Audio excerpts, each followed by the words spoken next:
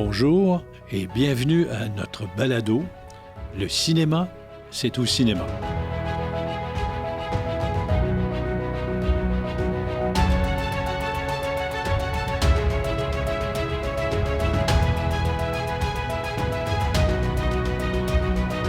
Épisode intitulé « L'Empire contre-attaque ». Et j'ai le plaisir d'être accompagné encore une fois ce matin par le copropriétaire des cinémas RGFM, M. Guillaume Verne. Bon matin, Marcel. Bon matin, Guillaume, ça va bien? Ça va très bien toi-même. Oui, pleine forme numéro 1. Et excellent. Effectivement, on est à le genre 18 janvier et c'est l'heure de parler inévitablement d'Avatar. Et d'où vient le titre de l'épisode de l'Empire contre-attaque? Bien, c'est tiré d'un commentaire de M. James Cameron à son lancement du film Avatar 2, La Voix de l'eau à Londres. Oui. Il a parlé à ce moment-là qu'effectivement, c'était le retour en salle de cinéma et on verrait l'importance et la pertinence de considérer les salles de cinéma comme étant la première vitrine des films, la première sortie la plus importante.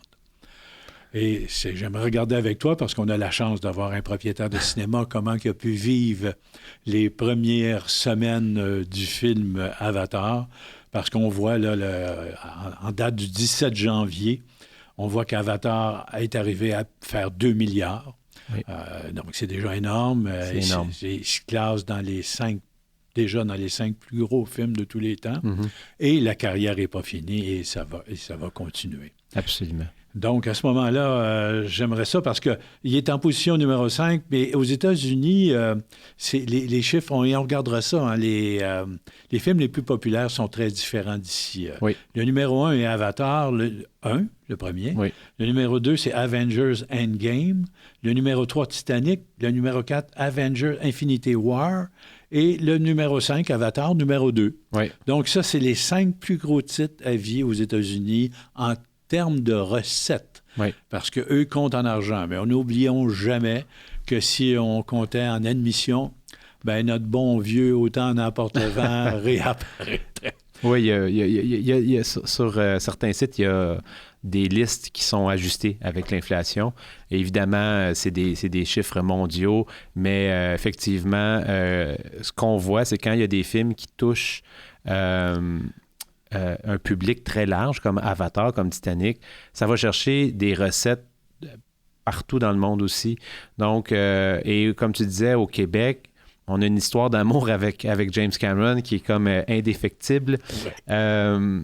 Parce que le film Avatar, le 2, le premier, et même Titanic, quand ces films-là ont commencé aux États-Unis, ils ont ouvert les 3, là, bien, mais pas exceptionnel. Alors, avant que le film Avatar 2 commence, il y avait les mêmes prévisions. Il a fait exactement ça.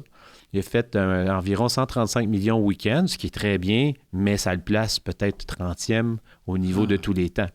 Mais après ça, le deuxième week-end, il est monté peut-être 15e. Puis là, les week-end 3, week-end 4, week-end 5, tombé 3 ou 4e de tous les temps. Alors, c'est là que l'argent se fait et ça continue. Le fait particulier au Québec, c'est que nous, non, on n'a pas ça.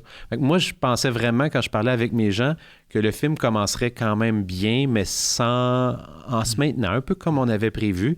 Mais j'étais complètement dans le champ parce que la première semaine a été la deuxième meilleure recette de tous les temps pour nous. Donc, c'est vraiment, vraiment fort. Et la troisième semaine a battu la deuxième et la deuxième semaine a battu la première et la troisième a battu la deuxième, qui nous a donné de loin la meilleure recette en argent de tous les temps.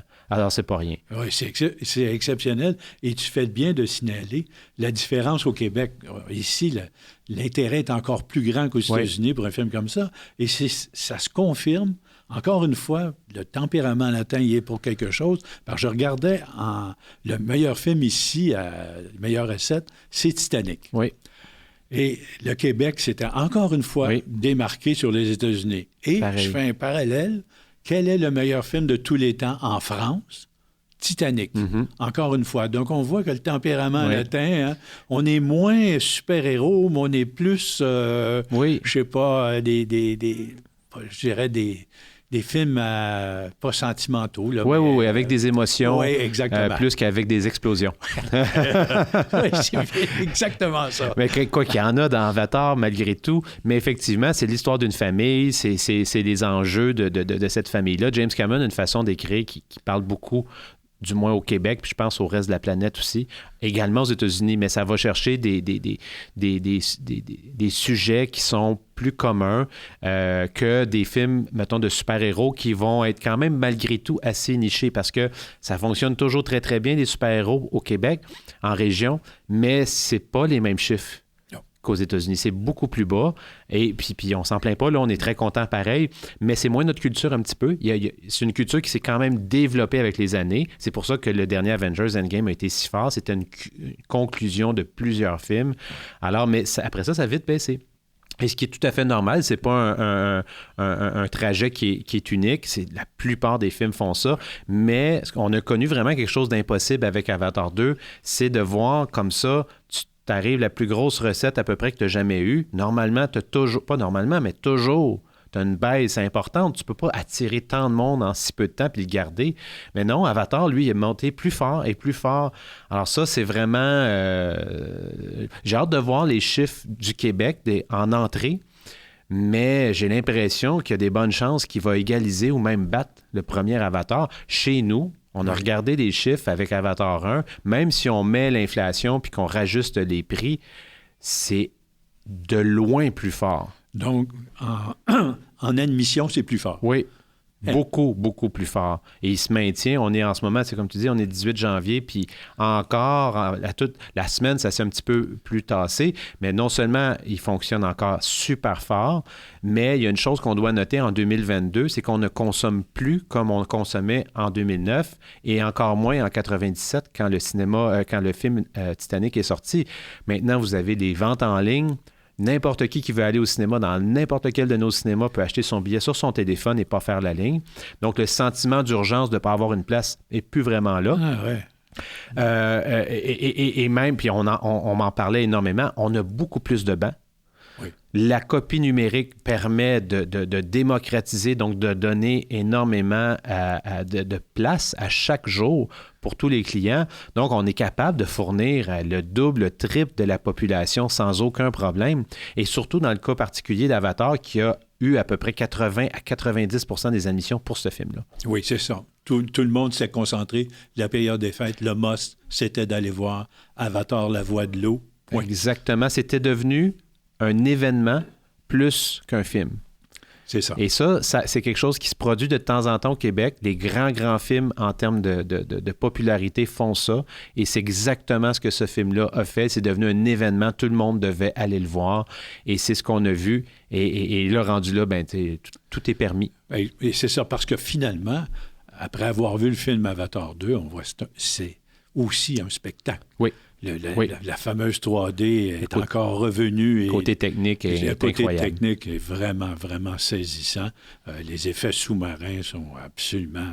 Et en plus, un autre point, je l'ai dit dans certains podcasts dans le passé, priver des gens de quelque chose plus... Ben, ils vont encore plus. Fait que, d'après moi, c'est ce qui est arrivé aussi au Québec, en région. On a privé beaucoup les cinéphiles de leur cinéma durant les 3 dernières années, pour toutes les raisons qu'on ne redira pas. Mais quand vous enlevez quelque chose à quelqu'un puis qui veut toujours le consommer, mais il va encore plus y retourner. Je pense que dans le principe, je pense que c'est pas fini. Oui. Je pense que c'est seulement que le début. Et ça, ben, on le voit. On voit l'effet que ça fait. On en est bien content parce que ça a été quand même un long chemin. Oui. Oui, je peux dire que vous avez été très résilient. Oui. C'est une période très difficile qu'on n'a jamais vue en 50 ans de cinéma. Ben, j'irais même jusqu'à 100. Oui, même jusqu'à 100. Oui, tu as raison. Avec la grippe espagnole. Oui, tu as tout à fait raison, parce que si on regarde, aux États-Unis, il s'est fermé 500 salles de cinéma depuis la chose. C'est un parallèle avec un peu ce qui s'est passé à la grippe espagnole, justement en 1918-20. Il y a des salles de cinéma qui ont été fermées et c'est là que se sont formés des nouveaux circuits de salles et tout ça. Exactement. Et on sait que malheureusement, le deuxième plus grand circuit, Regal Cinéma, qui appartient au consortium Cineworld, et s'est mis sur la protection de la loi de la faillite. Donc, le cinéma, comment je dirais, est en convalescence. Oui, exactement. Puis dans le cas de Cineworld, il avait fait quand même beaucoup d'acquisitions en très peu de temps. Régal, c'est très récent. Oui. C'était avant la pandémie, mais c'est quand même très récent. Et là, il devait acheter Cinéplex également. Donc, il y a eu un timing qui était vraiment, vraiment pas super. Donc, c'est pas évident. Mais pour ce qui est de Régal, c'est un pilier. D'après moi, je ne serais pas inquiète sur la continuité de cette entreprise-là. Après ça, à l'interne, on verra. Mais c'est quand même une compagnie qui fait un gros poids au niveau des majors, au niveau des distributeurs, qui a énormément d'écrans. Alors, ces cinémas-là, physiquement, vont rester là quand même. Absolument. Peu importe. Exactement. C'est trop important. Il y a trop de salles. Exactement. Ça génère, comme tu dis, des revenus dont les distributeurs aussi ont absolument besoin. Tout à fait.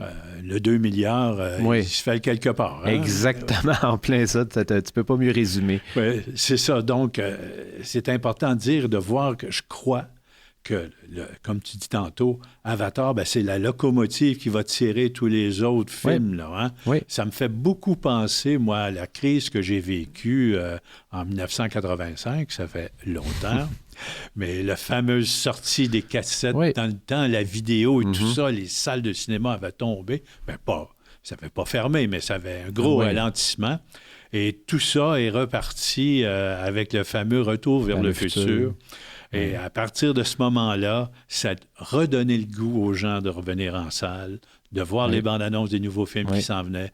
Et hop, le wagon a suivi la locomotive, puis tout est reparti. Ça a été, comme disait mon frère, quand on parle entre nous, on dit souvent le cinéma a survécu à la télé, survécu au club vidéo, au streaming, là, il va avoir survécu à la COVID. Oui. Donc, non, mais oui, on n'est pas objectif, puis on l'assume 100%. Là, on essaye d'être objectif le plus possible, mais c'est normal. On est conscient de notre biais, mais de voir ces choses-là, on l'avait prédit, ça arrive. Les gens redécouvrent c'est quoi sortir, c'est quoi se rassembler. Hein? C'est une activité sociale. Alors, ces gens-là redécouvre ça, voit comment ça peut être agréable d'avoir un bon produit à voir sur les écrans. Puis il reste que dans les marchés où on est, c'est quand même des sorties qui sont à peu près uniques. Là. Si vous voulez faire de quoi le samedi soir, à part aller au restaurant puis peut-être au bowling, c'est une des rares activités qu'il y a. Il y a les spectacles également, mais à un prix quand même assez modique malgré tout. Absolument. C'est toujours une des sorties les plus abordables. Le coût de divertissement à l'heure est assez bon. Est imbattable. Et sans compter qu'en plus, il y a des escomptes soit en matinée ou en plus, ou encore les mardis pour des produits, pour l'ensemble de tous les films. Exactement. Mais c'est un bon point. Je veux juste faire un petit point là-dessus qui est important. On présente les produits niveau maximal en termes de qualité, de dépenses, de culturel, à des prix à moitié prix ou à peu près au début. Donc, c'est très rare là, quand vous allez découvrir, je ne sais pas moi, une nouvelle attraction à Ronde ou vous allez écouter un match de hockey. On ne vous le vend pas moitié prix le mardi, là. Non. Et l'abonnement de streaming ne baisse pas le mardi. Non plus. Très bon point. Il reste le même. Exactement. Mais je pense aussi qu'il faut absolument parler, Guillaume, on replace tranquillement 2023. On est encore en convalescence, comme j'ai dit tantôt. Tout le monde dit c'est 2024 où là, on retrouvera tous nos repères. Mais quand même, cette année, si le cinéma québécois reprend ses droits, pour nous, c'est hyper important. Ça fait la différence. Ah, totalement, totalement. Les gens aiment les films québécois. Les gens aiment consommer des films québécois. On l'a vu, un très bon exemple avec 23 décembre. Absolument. Qui a été super populaire. Il l'a fait très, très longtemps. Il est encore à l'affiche.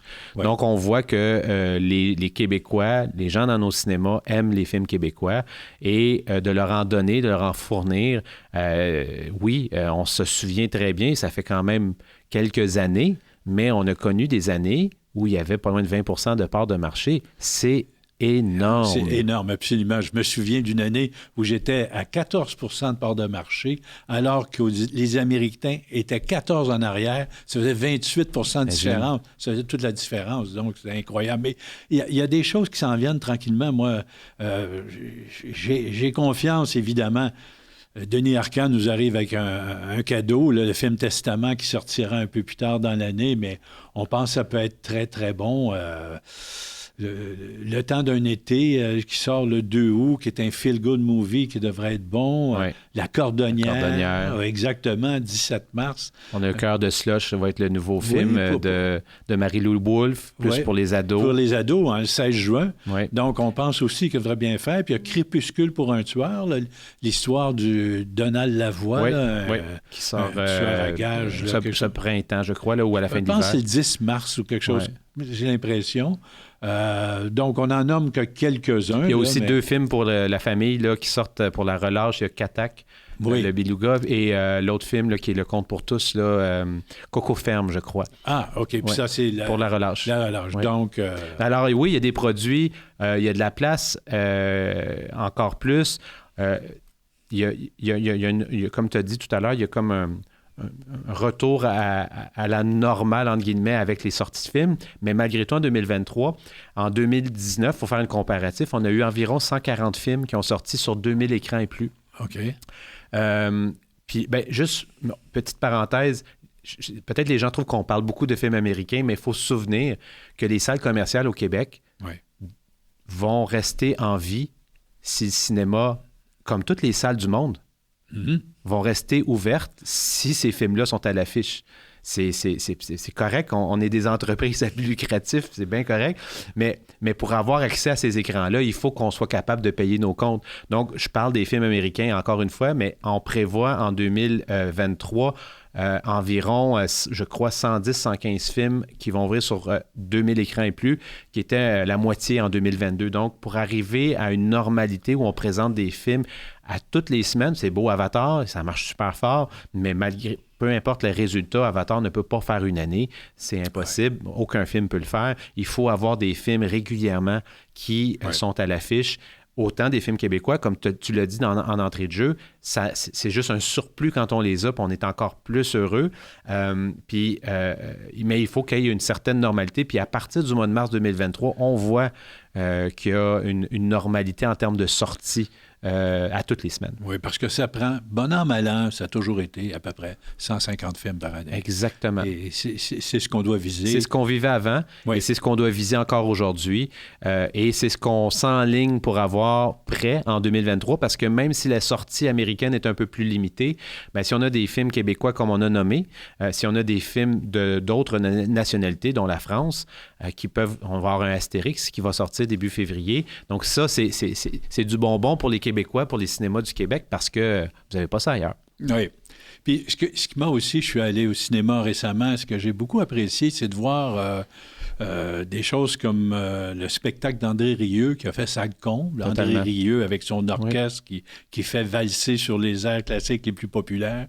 Bien, la salle était là, donc il y a un petit peu des gens de mon âge là-dedans, là, qui reviennent au cinéma. Exactement, on accepte tout le monde est le bienvenu. C'est du 7 à 77 ans. Exactement, et puis c'est la même chose pour le Met Opéra. Les gens reviennent, donc on sent là, doucement là, que les gens veulent ressortir, puis s'impliquer encore plus, avoir toutes sortes de produits. Les films américains sont là, mais il y a aussi d'autres choses qu'on présente d'intérêt. Donc, je crois que c'est reparti. Là, James Cameron, il y a 2 jours, ou 2-3 jours, il y a pas longtemps, là, pour les Golden Globe, qui était malheureusement rien gagné. Là. Non. Mais c'est là qu'il a affirmé, et avec raison, que, bon, le retour des salles de cinéma est là, est confirmé. Tout à fait. Et ce n'est pas juste un film, ce n'est pas juste Avatar. Non. Quand on considère Top Gun, Les Mignons... et Jurassic World, Thor... C'est des films qui ont presque tous fait plus qu'1 milliard de revenus. Je pense que là, oui, ça confirme que le cinéma en salle est revenu, reprend ses droits.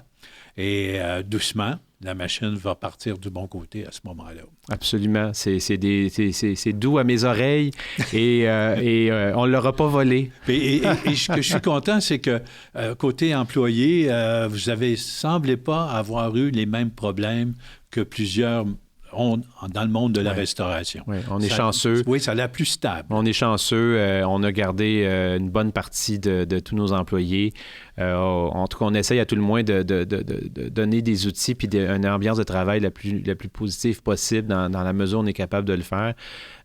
Mais on est chanceux, effectivement. Oui. Il y a aussi une ambiance, du moins, je le crois, là, que les gens qui viennent au cinéma, les clients, c'est du divertissement. Normalement, tu viens te détendre. Donc, l'ambiance est quand même assez plus positive pour la clientèle.